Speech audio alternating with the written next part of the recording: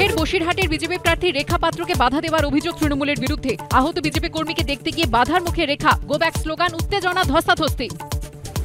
মুর্শিদাবাদে ভোটের আগে নজরে রেজিনগর, পরপর বোমা উদ্ধারের পর এবার রেজিনগরে বিস্ফোরণ, তীব্রতায় ক্ষতিগ্রস্ত পাশের বাড়ির একাংশ। ভোটের আগে এলাকায় বোমা অস্ত্র মজুদ, উঠছে প্রশ্ন। লাঠি ত্রিশূল গদার পর এবার বর্ধমানে দিলীপ ঘোষের হাতে হকি স্টিক। ভোটের চেয়ে বড় গেম কি আছে, সেই গেমটা বর্ধমান দেখবে। বাগনানী তৃণমূল বিধায়ক অরুণাভ সেনের ওপর হামলার অভিযোগ। আহত বিধায়কের দেহরক্ষী সহ কয়েকজন। হামলায় অভিযুক্ত সিপিএম, অভিযোগ অস্বীকার। এলাকায় উত্তেজনা, পুলিশ পিকেট।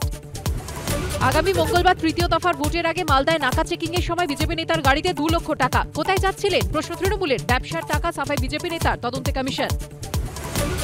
লোকসভা ভোটের আগে কেমন আছে রানাঘাট, কি বলছেন সাধারণ মানুষ, কি বলছেন ভোট প্রার্থীরা, ঘুরে দেখলেন সত্যজিৎ সেন। তারকার চোখে তারকা কেন্দ্র বিকেল 5:30টায়।